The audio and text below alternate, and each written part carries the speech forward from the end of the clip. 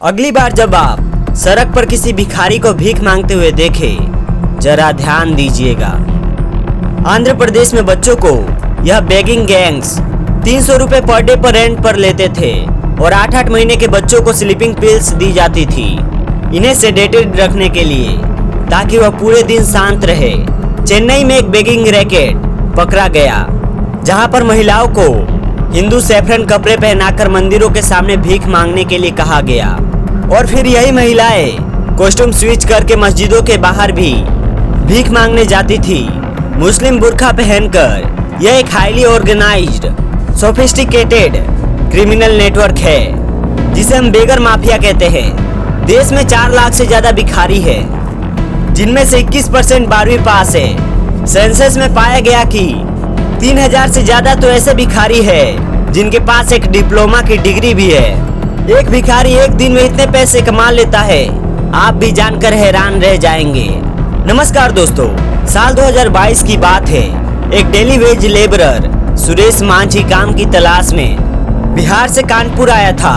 यह कानपुर के यशोदा नगर slum cluster में रह रहा था। एक दिन इसकी मुलाकात होती विजय नाम के एक आदमी से जो इसे काम दिलाने की बात करता है। इसके लिए यह इसे कानपुर के झकरकट्टी ब्रिज के नीचे आने को कहता है। लेकिन अगले दिन जैसे ही सुरेश वहां पर पहुंचता है, अचानक से इसके पीछे से कोई आता है। इसके मुंह पर काला कपड़ा डालकर इसे किडनैप कर लेता है। इसके बाद सुरेश को इंटॉक्सिकेट किया जाता है जिससे वह बेहोश हो जाए और फिर उसके आंखों में केमिकल इंजेक्ट किया जाता है जिससे वह अंधा हो जाता है। इसके साथ ही सुरेश के हाथों की सभी उंगलियां भी काट दी जाती है और शरीर के कई हिस्सों पर चोट के निशान छोड़ दिए जाते हैं। यह सब किया गया ताकि सुरेश भीख मांगने के लिए सूटेबल बन जाए। कुछ दिन बाद सुरेश को इस गैंग के द्वारा बेच दिया जाता है करीब 70,000 रुपए में एक महिला को। बाद में उसे राज नाम का एक आदमी गोरखधाम एक्सप्रेस से दिल्ली लेकर आया। दिल्ली पहुंचकर उसे भीख मांगने के लिए एक जगह पर लाकर छोड़ दिया गया। यह पतले रहे और इनका शरीर भीख मांगने के लायक हो, इसके लिए सुरेश और बाकी भिखारियों को यह दिन में सिर्फ 2 रोटियां देते थे ताकि इन भिखारियों को देखकर लोगों को दया आए। हर दिन इसके अलावा उन्हें अलग से एक्स्ट्रा टॉर्चर भी किया जाता था। उन्हें मानसिक रूप से प्रताड़ित किया जाता था। बार बार कोई ना कोई केमिकल इंजेक्ट किया जाता और समय के साथ साथ क्रूरताएं इस हद तक बढ़ गई कि और उसका पूरा शरीर खराब हो गया। उसके शरीर में इन्फेक्शन हो गया और उन भिखारियों के गैंगस्टर के वह किसी काम नहीं रह पाया। उसकी हालत इतनी खराब हो गई कि वह भीख मांगने के लिए भी बाहर नहीं निकल सकता था। अब जो बेगिंग गैंगस्टर के लोगों ने उसे खरीदा था वह सुरेश की रिप्लेसमेंट चाहते थे। सुरेश के खराब स्वास्थ्य को देखते हुए राज ने सुरेश को विजय के साथ कानपुर वापस भेज दिया। यह सिलसिला सुरेश के साथ खत्म नहीं हुआ। उसे कानपुर में भी जबरदस्ती उससे भीख मंगवाने का काम लगातार जारी रखा गया। सुरेश को सुबह से लेकर शाम तक बिना ब्रेक के शहर के मेन चौराहों पर खड़ा रहना पड़ता भीख मांगने के लिए। जितना भी पैसा वो भीख मांगकर इकट्ठा करता, दिन के अंत में उसके किडनैपर्स सारा पैसा छीन लेते थे। कुछ दिनों बाद सुरेश की हालत इतनी खराब हो गई कि वह किडनैपर्स के किसी काम का नहीं रहा और किडनैपर्स उसे डंप करके चले गए। उसके बाद जैसे तैसे करके सुरेश अपने घर पहुंचा। उसका स्वास्थ्य इतना खराब हो गया था, इतना बिगड़ गया था कि उसके परिवार के लोग भी उन्हें पहचानने से इनकार कर दिए पहली नजर में। ये कोई इमेजिनरी कहानी नहीं है दोस्तों। हालांकि शुरुआत में इस कहानी को दिखाने के लिए हमने AI फोटोज का इस्तेमाल किया आपको इस कहानी को दिखाने के लिए, लेकिन यह सच में हुआ है। आप स्क्रीन पर सुरेश की असली फोटोज देख सकते हैं। बाद में एक लोकल MLA ने इनके परिवार की मदद करी कंप्लेंट कराने में, जिसके वजह से यह खबर पब्लिक में आ पाई। साथ ले जाकर उसका हाथ पैर तोड़ दिया गया। भीख मंगवाने का मामला सामने आया। सुनसान स्थान पर ले जाकर उसके हाथ पैर तोड़ दिए। बाद में दांत तोड़ दिए गए। आंखों को भी नुकसान पहुंचाया गया। उसके बाद कानपुर में बस स्टैंड के पास बनी बस्ती में एक औरत के पास छोड़कर भाग गया, जहां पर सुरेश को जहरीले इंजेक्शन लगाए गए। लेकिन सुरेश का केवल केस कोई आइसोलेटेड केस नहीं है दोस्तों। यह एक highly organised sophisticated criminal network है जिसे हम बेगर माफिया का नाम दे सकते हैं।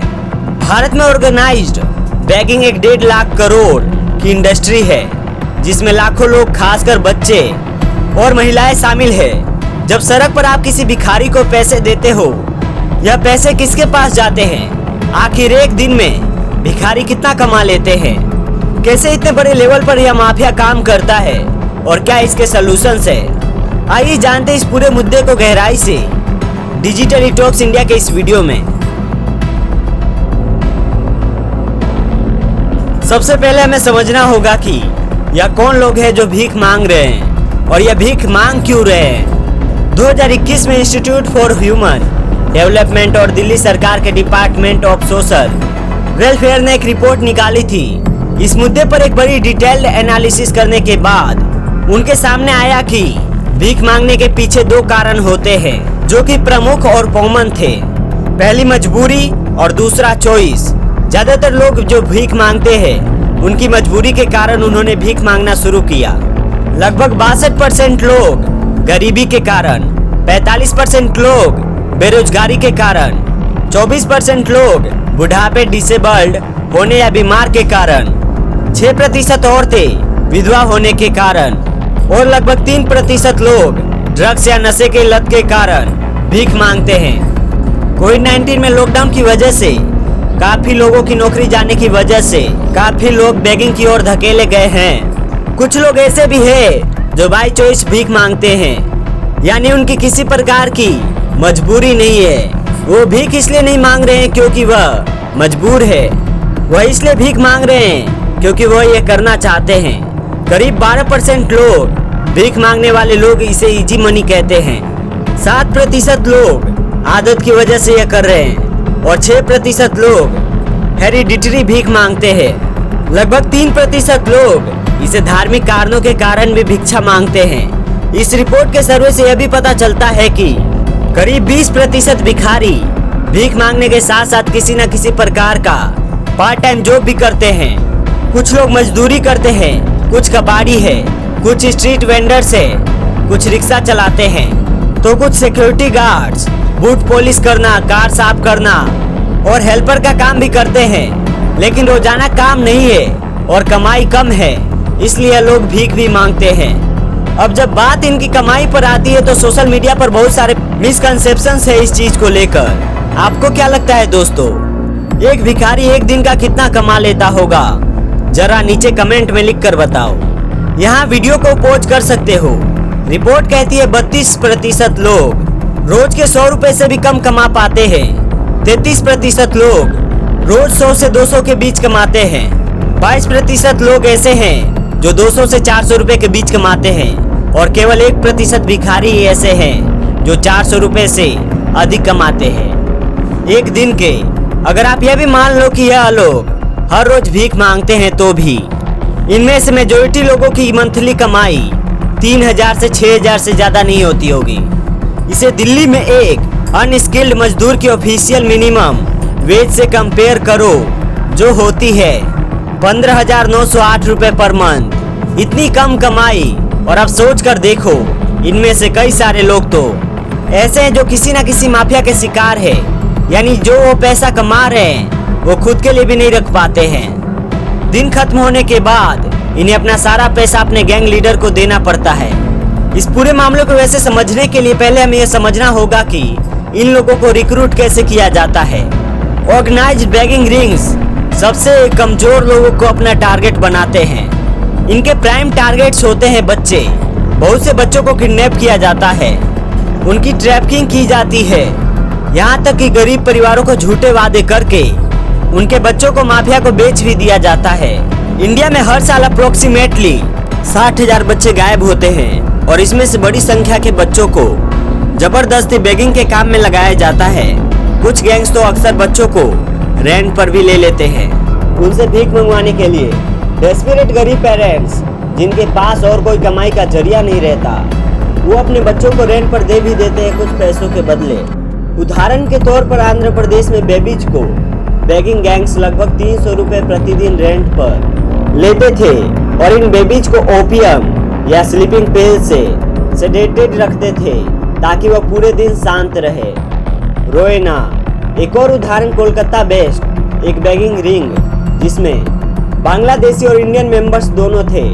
8 साल तक छोटे लड़कों को रूरल एरिया से किडनैप करके उन्हें ट्रेन्स और स्टेशंस पर भीख मंगवाते थे। एक केस में तो इन्फेंट्स को कफ सिरप दिया जाता था ताकि वह पूरे दिन नशे में रहे। इसे ट्रैफिकिंग कहा जाता है। इन बच्चों को एजुकेशन और बेसिक राइट्स के बारे में कभी नहीं बताया जाता।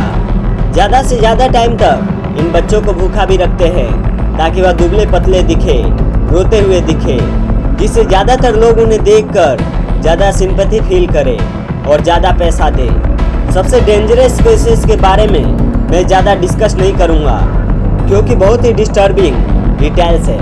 जो सुरेश की कहानी में हुआ, सुरेश के साथ किया गया, वही अक्सर कुछ गैंग्स मेंबर्स कुछ बच्चों के साथ भी करते हैं। बेगिंग माफिया भीख मांगने को एक बिजनेस की तरह चलाता है। ज़्यादा से ज़्यादा पैसे इकट्ठा करना और भिखारियों पर कंट्रोल बनाए रखना। अलग अलग तरीकों से यहाँ टेरिटोरियल देखने को मिलता है। जो गैंग्स होते हैं वह अपना अलग अलग एरिया बांट लेते हैं और गैंग्स यह भी जानते हैं कि सबसे ज़्यादा पैसा किस एरिया से मिलने वाला है। मंदिर के पास, मस्जिद के पास, ट्रेन्स के आसपास, स्टेशंस पर, बस स्टैंड्स पर, जहाँ जहाँ ज़्यादा लोगों की भीड़ देखने को मिलती है। इन गैंग्स को यह भी पता होता है कौन से एरियाज में कौन से भिखारी भीख मांग रहे हैं। इनमें से कोई भिखारी इंडिपेंडेंटली भीख मांगना चाहता है बिना इस गैंग का हिस्सा बने तो उसे बहुत स्ट्रगल करना पड़ता है, क्योंकि इन गैंग्स को बहुत सारी चीज़ें पता है जो इंडिपेंडेंट भिखारी को ना पता हो। इन गैंग्स के लीडर्स आपस में बातचीत करके अलग अलग इवेंट्स और फेस्टिवल्स की भी प्लानिंग करते हैं। यहाँ ऐसा भी नहीं है कि हर गैंग बड़े ही क्रूर और डिह्यूमनाइजिंग तरीके से बिहेव करते हैं। भिखारियों ने बताया, चेन्नई में एक बुजुर्ग भिखारी ने बताया कि उनके ग्रुप का लीडर हर शाम वो सबकी कमाई को इकट्ठा करके इन्हें सभी मेंबर्स में बराबर बांट देता था और अपना शेयर अलग से रख लेता था। और इस शेयर के बदले यह लीडर प्लानिंग करते थे कि क्या और कैसे करना है। यह भिखारियों को एक शहर में हो रहे अलग अलग रिलीजियस फेस्टिवल्स और फंक्शंस के बारे में टिप देते थे। उन्हें बताया जाता था कि वह वहाँ कैसे पहुँच सकते हैं। जैसे ही कोई शहर या गांव में कोई फंक्शन या इवेंट होने वाला हो या किसी प्रकार का कोई शादी हो, वह वहाँ पहुँच जाते हैं। यह पूरा गेम एक ऐसे लेवल पर खेला जा रहा है जो एक आम इंसान के लिए इमेजिन करना मुश्किल है। यह लगातार अपनी टैक्टिक्स को फाइन ट्यून करते रहते हैं। चेन्नई में ही एक केस देखा गया जहां पर महिलाओं को मंदिरों के सामने हिंदू सैफरन रॉब्स पहनकर भेजा जाता था और उन्हीं महिलाओं को बाद में कॉस्ट्यूम स्विच कराकर मुस्लिम बुर्का पहनाकर मस्जिदों के सामने भी भीख मांगते हुए देखा गया। जो भी हिंदू या मुस्लिम अपने खुले दिलों से मंदिर या मस्जिदों में जा रहे हैं, उनके खुले दिल का फायदा उठाने के लिए यहाँ पर भिखारियों की अपीयरेंस ही बदल दी जाती है। 2010 की एक खबर है।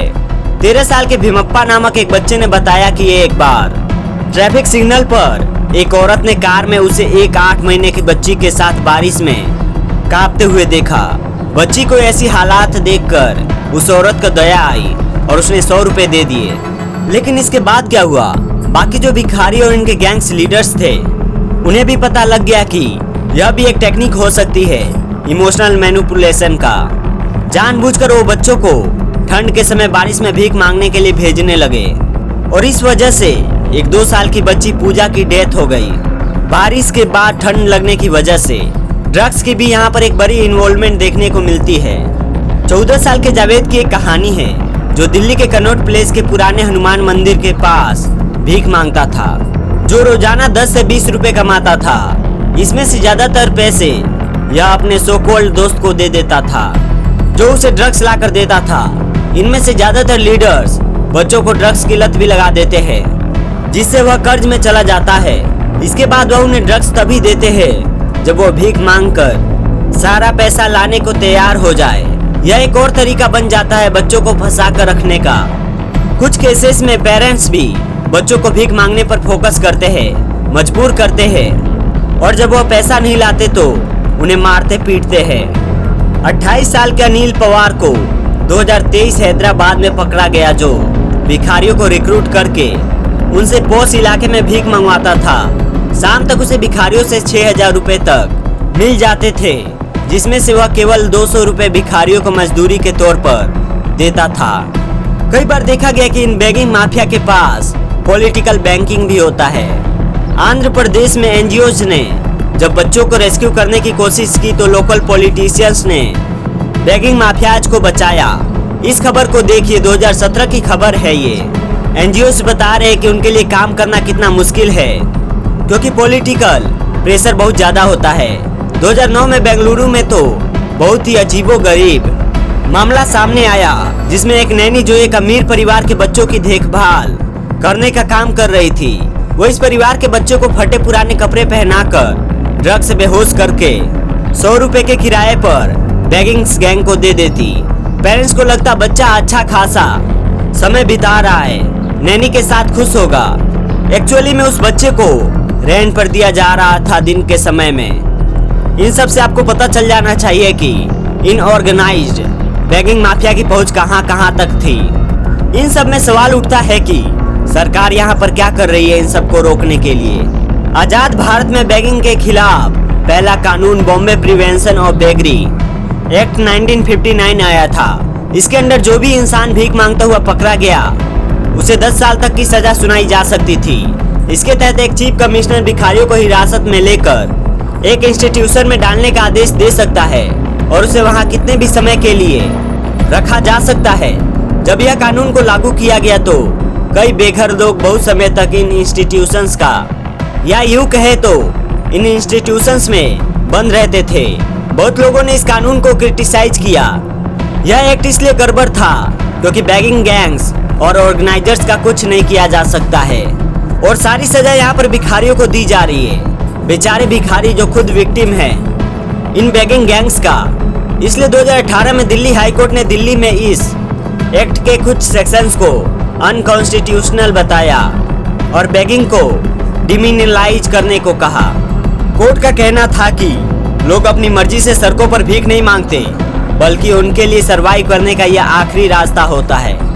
सरकार का काम सभी आम नागरिकों को बेसिक फैसिलिटीज देना है और भिखारियों की मौजूदगी दिखाती है कि वो ऐसा करने में नाकाम रही है। लेकिन महाराष्ट्र जैसे कई राज्यों में भीख मांगना आज के दिन भी अपराध है। 1959 में जो मुंबई ने ये कानून बनाया था, अलग अलग स्टेट्स ने अपने इसे मिलते जुलते कानून भी बना रखे हैं। सेंट्रल गवर्नमेंट ने आज तक डायरेक्टली बेगिंग के ऊपर कोई कानून नहीं बनाए हैं, लेकिन एक 2015 का juvenile justice care and protection of children act जरूर है, जिसके तहत बच्चे से भीख मंगवाना या उसकी मदद से भीख मंगवाना इलीगल है।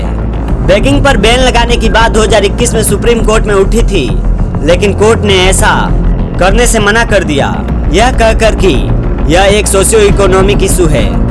फिर से वही कही जो दिल्ली हाई कोर्ट ने कही थी, कोई भी भीख मांगना नहीं चाहता, लेकिन गरीबी के कारण भीख मांगना पड़ता है। लेकिन फिर भी ज्यादातर केसेस में सरकार का फोकस इन गैंग्स के खिलाफ एक्शन लेने में नहीं रहा है, बल्कि इन विक्टिम्स के खिलाफ, इन भिखारियों के खिलाफ एक्शन लेने पर रहा है। कोई भी बड़ा इंटरनेशनल इवेंट होता है तो सरकार इस प्रॉब्लम को सोल्व करने की बजाय छिपाने में लग जाती है। ऐसे में सवाल यह उठता है कि इस प्रॉब्लम का असली सॉल्यूशन क्या है। असली सॉल्यूशन यह है कि इन भिखारियों को रेस्क्यू करने के बाद उन्हें कुछ समय के लिए गवर्नमेंट रन शेल्टर्स और रिफॉर्म होम्स में रखा जाए। उसके बाद यह डिसाइड किया जाना चाहिए कि इन लोगों को अपने परिवार के पास वापस भेजा जाए या नहीं। अगर नहीं तो सरकार को चाइल्ड केयर इंस्टीट्यूशन बनाए जाने की जरूरत है, जो इनको काउंसलिंग, एजुकेशन और ट्रेनिंग दे, जिससे इनके पास फ्यूचर में कुछ काम करने का ऑप्शन रहे। असलियत में कई बार सरकारों ने ऐसा करने की कोशिश भी की है, लेकिन इम्प्लीमेंटेशन पूरी तरीके से फेल रही। जैसे कि उदाहरण के तौर पर दिल्ली सरकार ने लामपुर गांव में भिखारियों के लिए एक रिहेबिलिटेशन सेवा सदन बनाया था। इसे कई दशकों पहले बनाया था। इसमें 5 घर है और 70 कमरे हैं, जिसमें 10,500 लोग रह सकते हैं। भीख मांगते हुए पकड़े जाने पर भिखारियों को यहाँ 1 से 3 साल के लिए भेजा जाता था। 2010 में यहाँ 200 भिखारियों को रिहेबिलिटेट किया गया था, जो कि एक्चुअली कैपेसिटी से बहुत कम है। उसके आने वाले सालों में इसकी कंडीशन बद से बदतर होती गई। 2014 में सिर्फ यहाँ 60 भिखारी भेजे गए, 2016 में सिर्फ 1 और 2017 के बाद एक भी भिखारी यहाँ नहीं आया, जबकि दिल्ली के हर चौराहे पर आपको भिखारी देखने को मिल जाएंगे। 2020 में union ministry of social justice and empowerment ने एक पायलट प्रोजेक्ट शुरू किया। इसमें कहा गया कि देश के 10 शहरों को भिखारी मुक्त बनाया जाएगा। इन शहरों में इंदौर और मुंबई के नाम शामिल है, लेकिन एक्चुअली में इसके लिए इम्प्लीमेंटेशन कैसी हुई। इंदौर में आदेश दिया जाता है कि 1 जनवरी 2025 से भीख लेना और भीख देना दोनों इल्लीगल है। भीख देने वालों के खिलाफ FIR दर्ज कराई जाएगी। जनवरी 2025 में एक मंदिर के सामने एक महिला भिखारी को पैसे दे रही थी और एक व्यक्ति ने देख लिया और FIR दर्ज करा दी। यह मध्य प्रदेश का पहला ऐसा मामला बन गया जहां पर किसी ने भिखारी को पैसे दिए हो और देने वाले पर ही FIR दर्ज हो गई हो। इंदौर के बाद भोपाल में भी सभी पब्लिक प्लेसेस पर भीख मांगने और देने पर रोक लगाई गई। लेकिन सवाल यहाँ यह है कि क्योंकि बेगिंग पर सीधा बैन लगा देना कोई सॉल्यूशन है जब तक इतनी बेरोजगारी है, जॉब्स की कमी है, डिसेबल लोगों के पास तो और भी कम मौके हैं हमारी इकोनॉमी में इन्वॉल्व रहने के। अगर इन लोगों को भीख भी नहीं मांगने दिया जाएगा तो क्या एक्सपेक्ट करते हो यह चुपचाप मर जाए। 2011 के सेंसस में सामने आया कि देश में 4 लाख से ज्यादा भिखारी है, जिनमें से 21% 12वीं पास थे और लगभग 3000 भिखारी तो ऐसे थे जिनके पास एक प्रोफेशनल डिप्लोमा या डिग्री थी। डिग्री होने के बावजूद भी कोई यहाँ भीख क्यों मांगेगा, क्योंकि इनके पास कोई और ऑप्शन ही नहीं है। और इसी मजबूरी का फायदा उठाकर यह बेगर माफिया इन्हें और भी बुरी तरीके से एक्सप्लॉइट करता है। ऑलरेडी मजबूर लोग जो भीख मांग रहे हैं उनको बेगर माफिया की वजह से अब सिंपैथी भी नहीं मिलती। इससे जाहिर सी बात है आपके अंदर भी फीलिंग आएगी जब आप अगली बार किसी भिखारी को देखेंगे। या तो आप बहुत ही डिसेंसिटाइज हो जाएंगे, आपको यह लगेगा कि यार इन्हें जाने दे, पक्का माफिया के लोग होंगे, या फिर दूसरी तरफ आप बड़े हेल्पलेस फील करेंगे। मुझे दया तो आ रही है इन बच्चों के हालात देखकर, लेकिन मैं यहाँ पर क्या कर सकता हूँ। अगर मैंने पैसे दिए तो वह बेगर माफिया के पास जाएंगे और इनके पास पैसे जाने का मतलब है इन लोगों का एक्सप्लॉयटेशन और ज्यादा होगा। यहाँ पर सबसे पहली चीज तो मैं यह कहूँगा कि आपको याद रखना है दोस्तों कि हर एक भिखारी किसी बेगर माफिया का हिस्सा नहीं होता।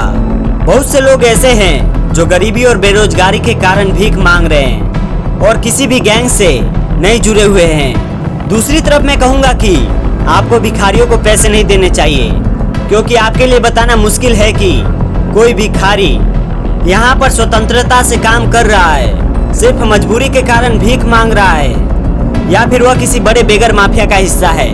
इसलिए आप इन्हें पैसे मत दीजिए, लेकिन आप इनकी मदद कर सकते हैं कई और तरीकों से।